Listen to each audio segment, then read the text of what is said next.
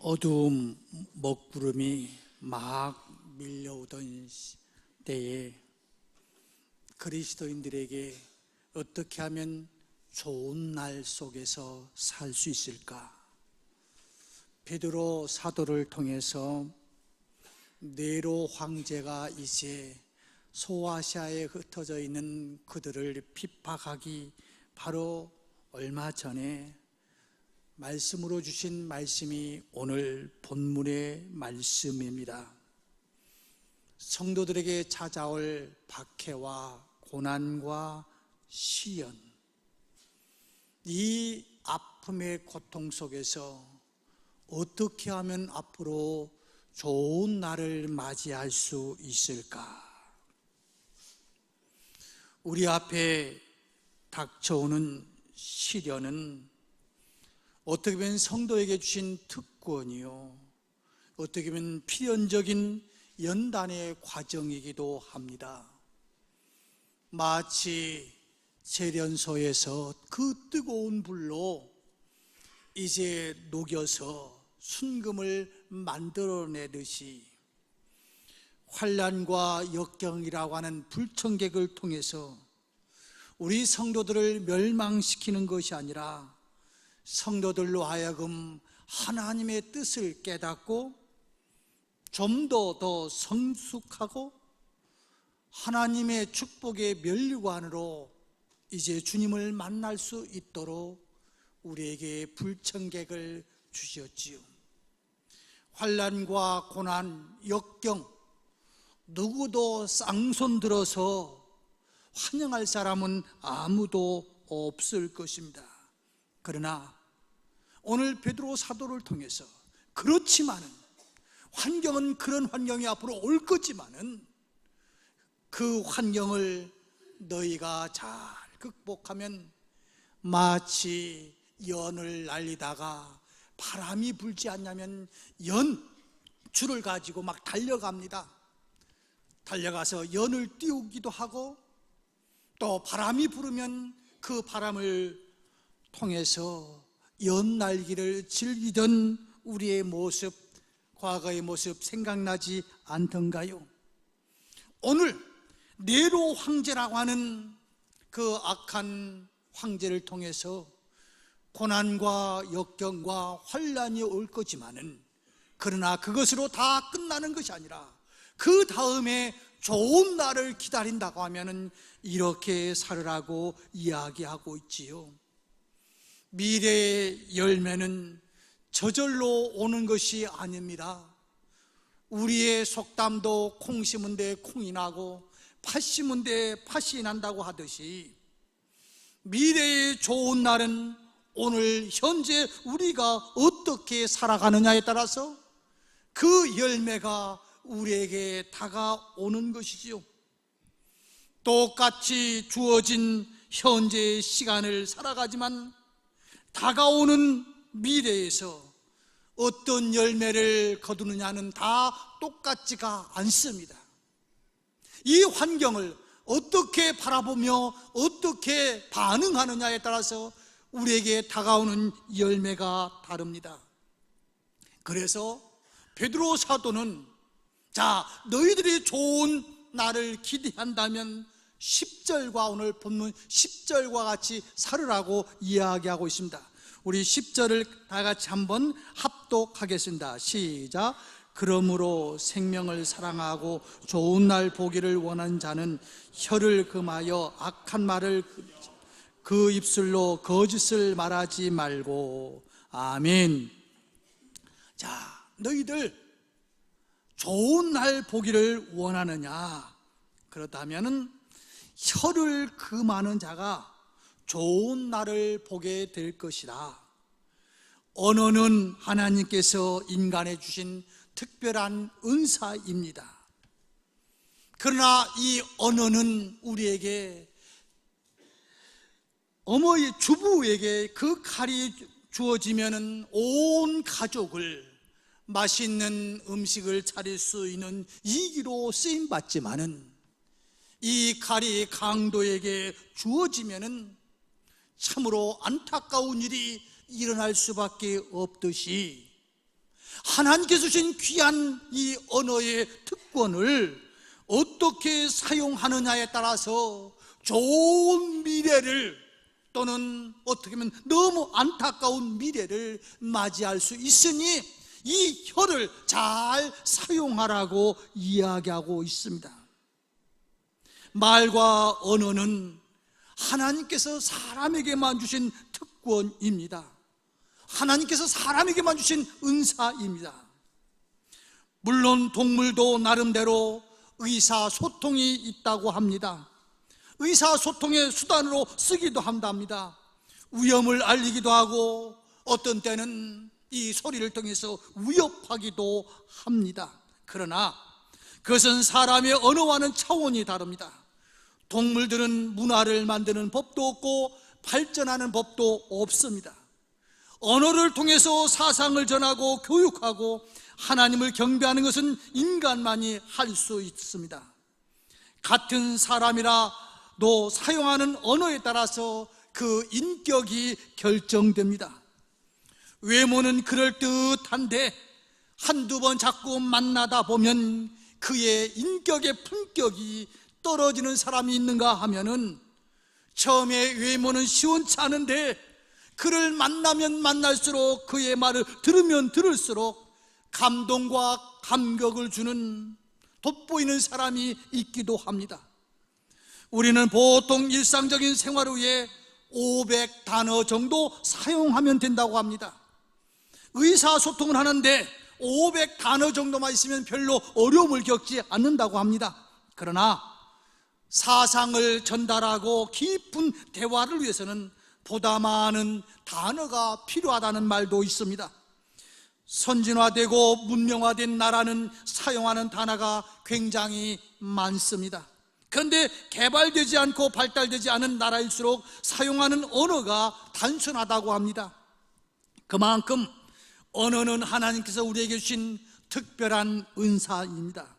이처럼 언어는 인간이 지닌 것들을 현재에서 주고받기도 하지만 그것들은 미래를 결정하는 특성을 지니기도 합니다. 그래서 오늘 본문에서 사도 베드로를 통해서 너희들이 좋은 날을 맞이하기를 원한다면 말을 잘 사용해야 된다고 이야기하고 있습니다. 말과 우리의 삶은 분리될 수가 없습니다. 말이 없는 세상은 상상조차 할 수 없습니다. 말은 우리 생활에 밀접해 있고 영향력을 끼칩니다. 상스러운 말이나 아주 저질스러운 수준의 언어를 사용하면서 좋은 미래를 원하는 것은 산에 가서 물고기를 원하는 것 같은 어리석음이 아닐 수 없습니다. 그래서 하나님의 말씀 잠언 18장 21절에서는 이렇게 우리에게 이야기해 주고 있습니다. 죽고 사는 것이 혀의 힘에 달렸나니 혀를 쓰기를 좋아하는 자는 혀의 열매를 먹으리라. 우리는 말로 위로를 얻기도 하지만 말 때문에 상처받기도 합니다. 우리는 말 때문에 축복도 받지만은 말 때문에 저주의 열매를 원치 않지만 내가 소유할 수밖에 없을 때도 있습니다. 말로 인해 힘을 얻기도 하지만 말 때문에 의욕이 상실될 때도 있습니다. 우리 각자의 신앙생활을 한번 돌아봅시다. 신앙생활의 기초가 바로 말입니다. 하나님은 우리에게 말씀하십니다. 말씀으로 우리를 격려하시고 말씀으로 우리에게 힘을 주셨습니다. 그만큼 말은 우리에게 위로와 능력이 됩니다. 축복도 말로 하지만 저주도 말로 합니다. 그러므로 좋은 미래를 원한다면 무엇보다도 말을 바꾸어야 합니다. 늘 사력 있고 긍정적이고 격려와 위로를 줄 수 있는 말을 하도록 해야 합니다. 말을 잘 사용하기 위해서 가장 중요한 것은 적절한 말을 할 수 있도록 절제하는 겁니다. 베드로 사도를 통해서 앞으로 다가올 여러 가지 네로의 박해 때에 힘들고 어려우면은 우리의 언어가 잘못하면 막가파식으로 말을 할 텐데 그렇게 해가지고는 좋은 날 볼 수가 없으니 그렇게 힘들고 어려움이 와도 그 속에서 내 말을 조심하라는 겁니다. 때와 상황에 적절한 말이 무엇인가 절제하는 훈련을 하라는 겁니다. 어떤 분이 천재이기도 하고 수재이기도 하고 귀재인 어느 여자 집사님이 계셨대요. 이 여자 집사님이 어디에 천재냐면 이간질 시키는 데 천재이고, 어디에 수재이냐면 말을 더하는 데 수재이고, 말을 만드는 데 수재이고, 어디에 귀재냐면 말을 보태는 데 귀재였대요. 그래서 그 교회는 항상 그 집사님 때문에 시끄러웠대요. 시끄러운 그 핵에는 항상 이 집사님이 껴있대요. 본인도 자기 자신을 알기 때문에 그렇게 하지 않았으면 하는 결심을 하지만은 항상 어떤 문제가 있으면 내가 그 자리에 껴있는 모습을 보고 너무 안타까워서 기도도 해보기도 했고 많이 울기도 해봤답니다. 그러던 어느 날 꿈을 꾸다가 하나님 앞에 심판받는 꿈을 꾸었대요. 그는 근심하기 시작했답니다. 견디다 못해 꿈속에서 목사님을 찾아가서 내 혀를 잘라가지고 제단에 제물로 바치겠다고 하니까 꿈속에서 목사님이 하나님께서 당신의 혀를 제물로 받지 않는다고 그러더라는 거지요. 그래서 이 혀를 잘라가지고 제단에 바치려고 했지만 그것도 안 되니까 집으로 돌아와서 보니까 자기 집에서 기르던 개가 있더라는 거지요. 그래서 혀를 잘라가지고 개에게 던져주었더니 자기 집의 개가 자기 혀를 씹는 모습을 보면서 평생 벙어리로 살게 되는 꿈을 꾸었답니다. 꿈에서 깨어난 후, 그래, 내가 이제 평생 벙어리로 살아야지, 처절한 결단을 했다고 하는 말이 있습니다. 여러분, 우리가 제일 훈련하기 어려운 것이 무엇입니까? 말입니다. 특별히 언제 절제하기가 힘듭니까? 어려움과 고통이 있을 때에 그때의 말을 절제한다는 것이, 내가 억울하게 누명 쓰는 것 같았을 때에 내 말을 절제한다는 게 쉽지가 않아요.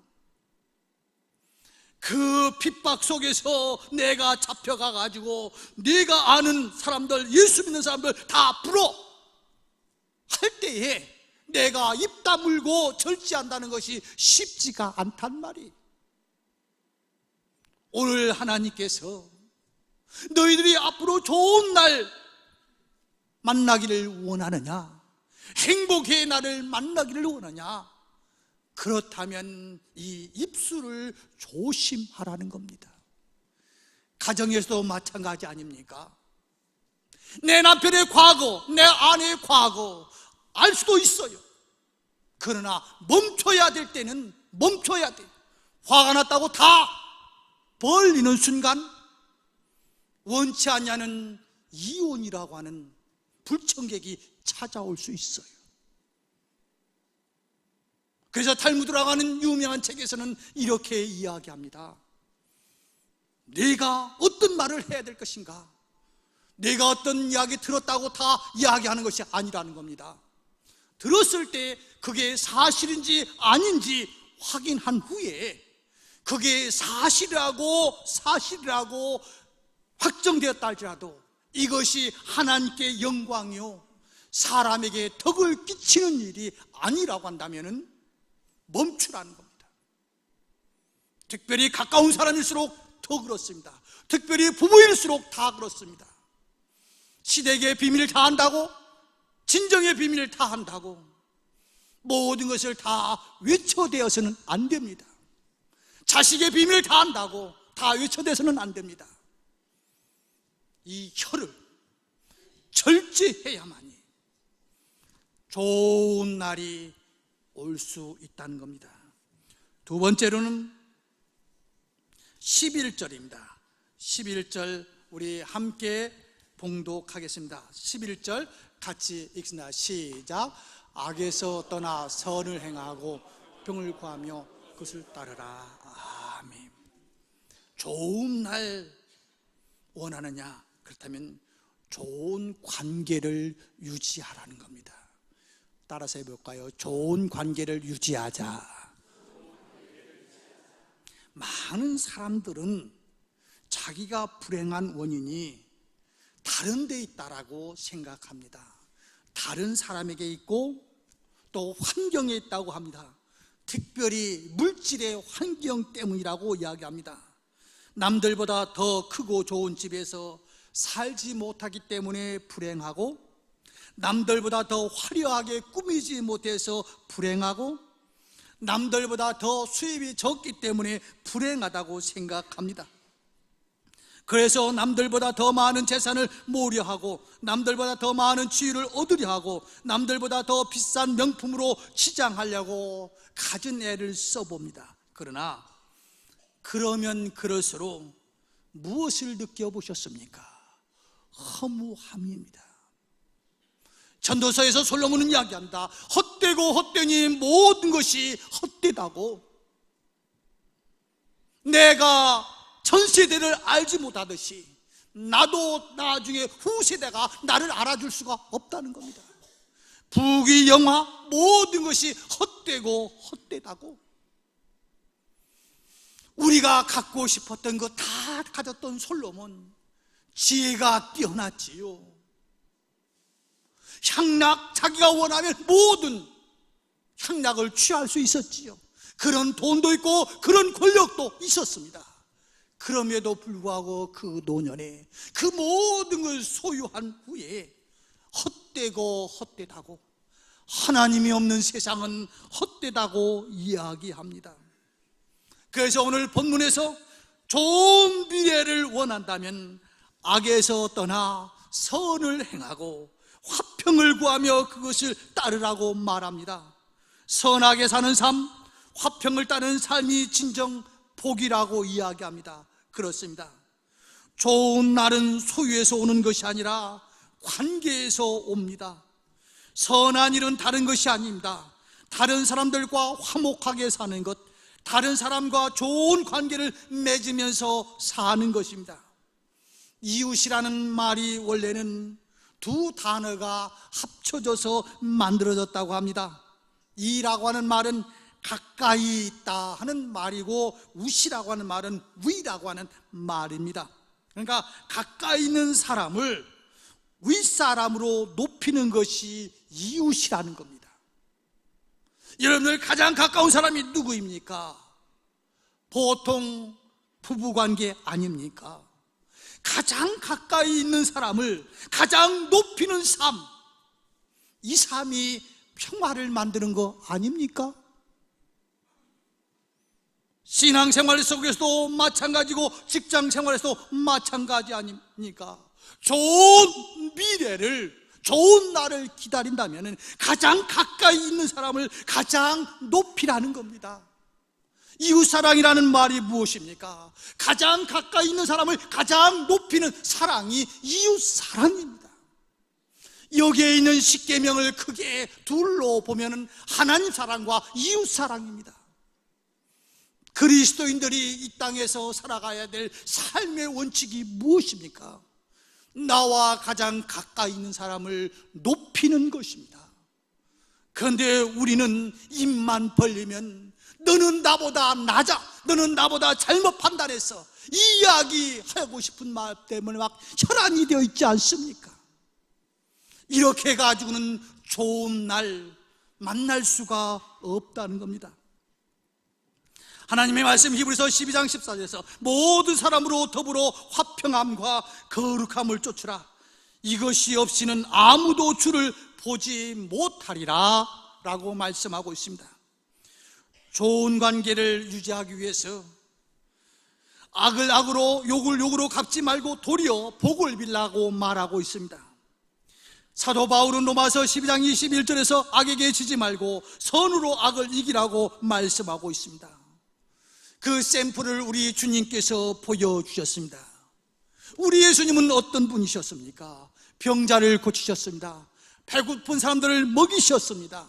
약한 자들을 강하게 만들어 주셨습니다. 죽었던 사람을 살리기도 했습니다. 그랬는데 그 예수님을 향해서 백성들은, 대중들은 어떻게 외치고 있습니까? 십자가에 못 박으라고 외칩니다. 예수님을 향해서 침을 뱉기도 합니다. 조롱하기도 합니다. 그리고 십자가에 못을 박기도 합니다. 그 순간에도 우리 주님은 뭐라고 말씀합니까? 주님, 저들의 죄를 용서해 달라고, 알지 못해서 그러니 저들의 죄를 용서해 달라고 하셨던 우리 주님이 평안을 만들었던 한 샘플을 우리에게 보여주고 있지 않습니까? 선을 행함은 미래를 위한 씨앗입니다.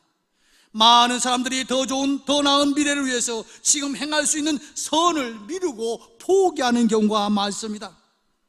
지금 우리의 이웃이 누구입니까? 지금 내가 어떻게 해서 이웃을 가장 높일 수 있습니까? 얼마든지 할 수 있는 환경이 있는데 하나님께서 내 입술을 통해서 이웃을 높일 수 있는 것도 있고 내 가진 것을 가지고 얼마든지 높일 수도 있는데 이 한량한 자존심 때문에, 그리고 또 어떤 때는 내가 더 성공하고 더 많은 것을 보면 그때 가서 하지, 이렇게 생각하고 뒤로 미룹니다. 지극히 자기 중심적이고 불신앙적인 가치관입니다. 정말 그렇게 하면 이웃에게 선을 행할 수 있을까요? 아닙니다. 점점 이기심이 확대되어서 지금 원하는 목표가 성취되어도 또 다른 목표를 이유로 선을 외면하게 됩니다. 또한 미래는 결코 인간이 원한 대로 열려지지도 않습니다. 내일의 주인은 우리 하나님이기 때문에 그렇습니다.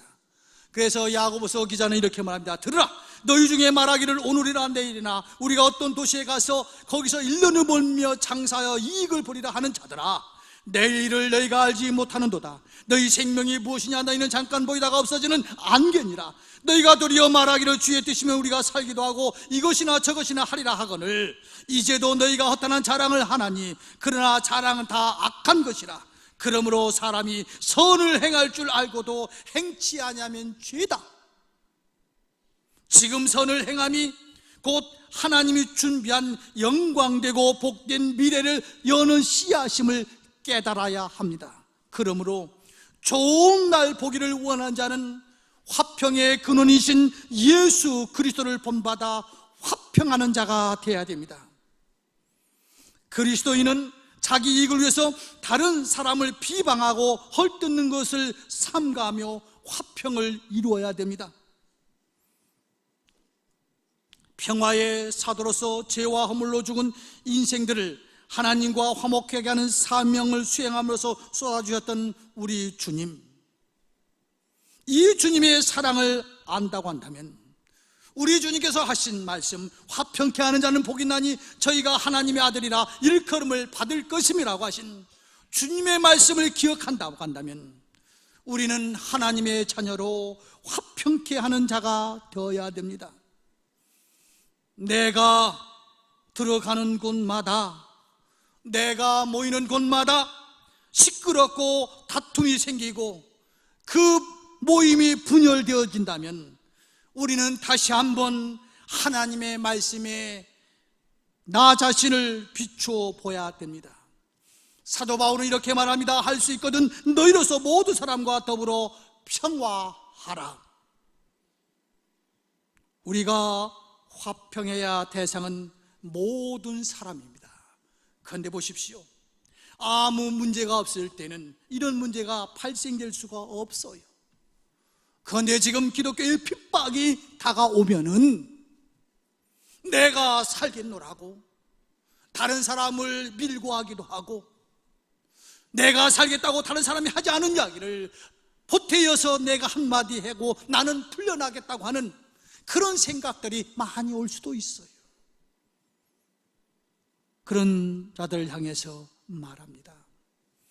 너 오늘 살 게 아니라 미래의 좋은 날을 맞이한다면 힘들고 어렵지만은 평화를 만들으라고, 화평을 만들으라고.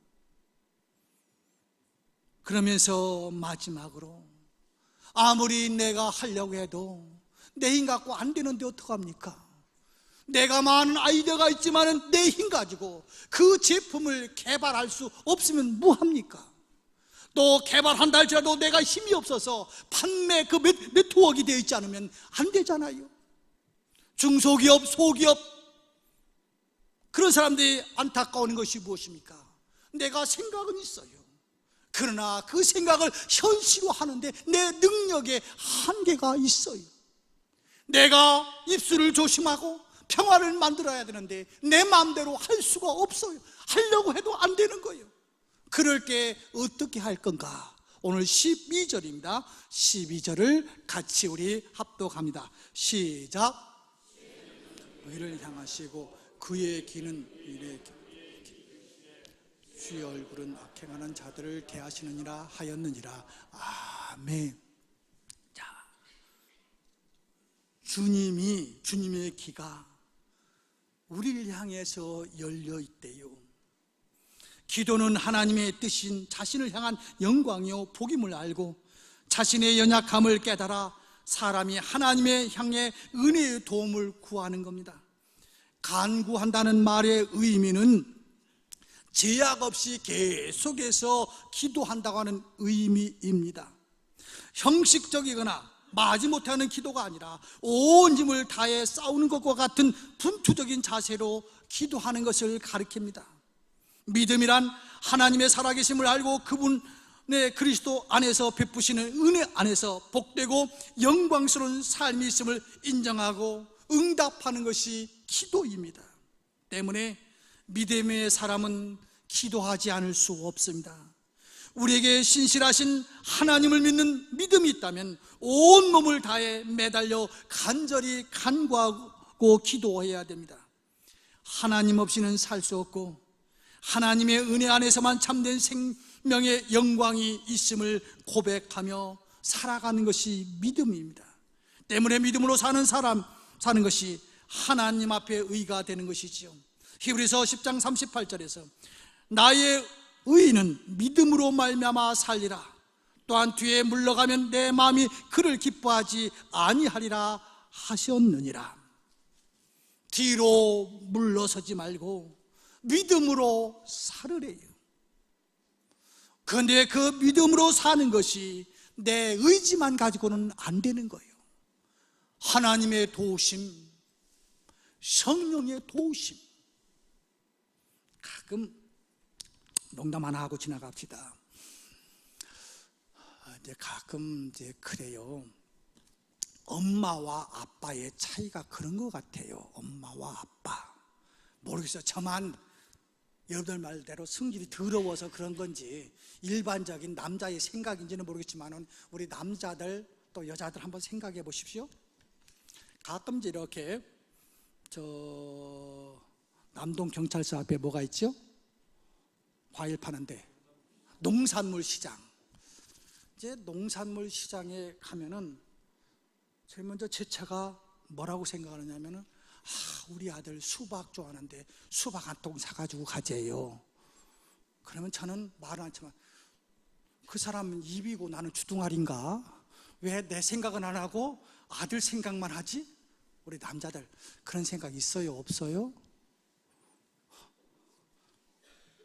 아들 군대 갔다 와가지고 휴가 온다고 그래갖고 막 부인이 막 열이 나가고 막 반찬 준비하고 막 과일 준비할 때 은근히 다른 생각 나던가요? 안 나던가요?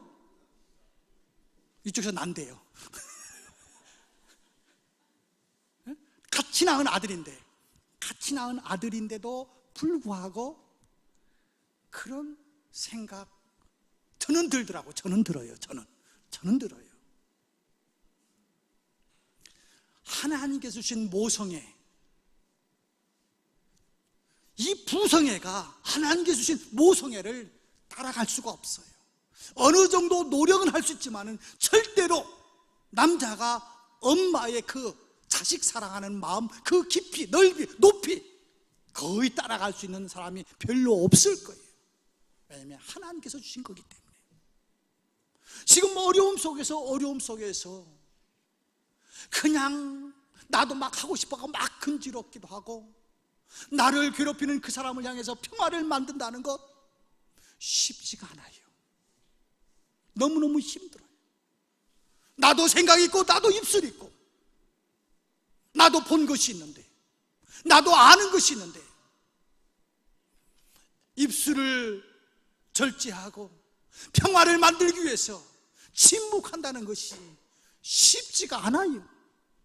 그럴 때 오늘 하나님의 말씀은 사도 베드로를 통해서 네가 저 네로 황제 앞에 갇혀가지고 너를 고발한 사람, 너도 한마디 해가지고 그에게 먹지 못한 과일 그저 찔러보기라도 하고 싶은 마음이 생기겠지만은 좋은 미래를 위해서는 너는 절대로 그렇게 해서는 안 돼.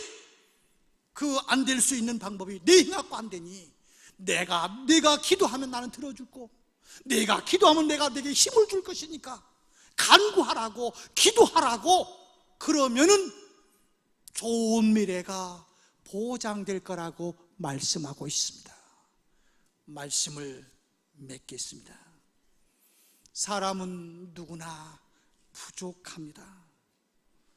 부족함 때문에 실수할 수도 있고, 부족함 때문에 안타까운 현실 앞에서 주인공으로 우뚝 설 수도 있습니다. 그러한 사람을 보면서 내가 당신보다 낫다라고 하면서 발바대고 싶은 마음 누구든지 있을 수 있습니다. 특별히 가까운 남편을 향해서, 아내를 통해서 하고 싶은 마음이 있을 것입니다. 그러나 하나님의 말씀은 가까이 있는 사람을 높이래요. 내 이웃을 높이래요. 평화를 위해서 내가 그를 높이래요. 그러나 그것이 내 마음대로 되냐? 내 마음대로 안 돼.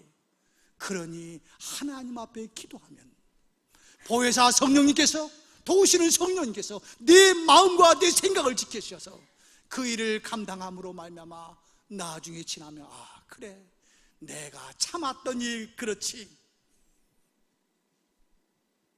그러면서 좋은 날을 기대할 수 있을 거라는 겁니다.